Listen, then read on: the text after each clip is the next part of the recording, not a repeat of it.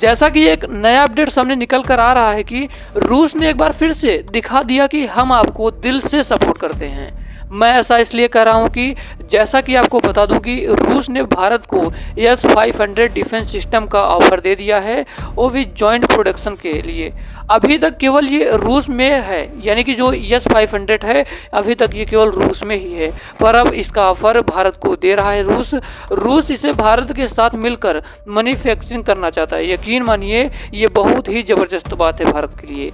इस समय विश्व में S-500 डिफेंस सिस्टम बहुत ही बेहतरीन माना जाता है, बहुत ही ज़्यादा खतरनाक माना जाता है विपक्षी देश के लिए जो इससे फाइट करेगा। यानी आप लोग समझ सकते हैं कि S-500 S-400 के मुकाबले कितना ज़्यादा बेहतरीन और खतरनाक साबित। अभी हाल ही में आपको पता चला कि S-400 ने पाक का क्या हाल किया, कितनी बुरी हाल किया है, लेकिन S-500 उससे कई गुना खतरनाक है। मैं आपको बता दूं कि ये जो S-500 है ये 2021 में इसका टेस्ट हुआ था रूस में, और ये दुश्मनों को मुंह तोड़ जवाब देने के लिए बहुत ही खतरनाक है, ये पीछे नहीं हटता। इसलिए मैं कहा जाता है कि ये S-400 से लगभग 50 गुना ज़्यादा खतरनाक है। तो अब आप लोग अंदाज़ा लगा सकते हो कि जब S-400 ने पाकिस्तान का कितना बुरा हाल किया था S-400 ने, अब S-500 जब भारत को मिलेगा तो ये उससे 50 गुना खतरनाक है।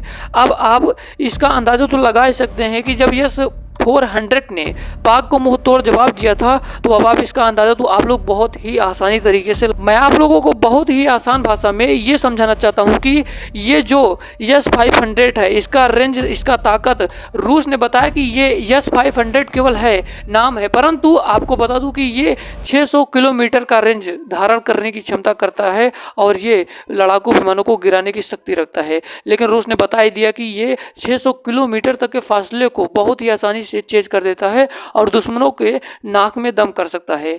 रूस ने यह दावा किया कि ये जो S-500 है ये हाइपरसोनिक मिसाइल को फिर रोकने की क्षमता रखता है, जो कि हाइपरसोनिक मिसाइल एक बहुत ही खतरनाक मिसाइल है। अब आप इसका अंदाजा लगा ही सकते हैं कि ये कितना ज़्यादा खतरनाक है, यानी कि विश्व के लगभग 90% मिसाइलों को मार गिराने की क्षमता रखता है। तो इसलिए इसको दोस्तों डिफेंस सिस्टम का बाप कहा जाए ये कोई गलत बात नहीं होगी। अगर भारत भी रूस के साथ कनेक्ट होता है तो S-500 में भारत दूसरा देश बन जाएगा, वो इसको बनाने वाला है।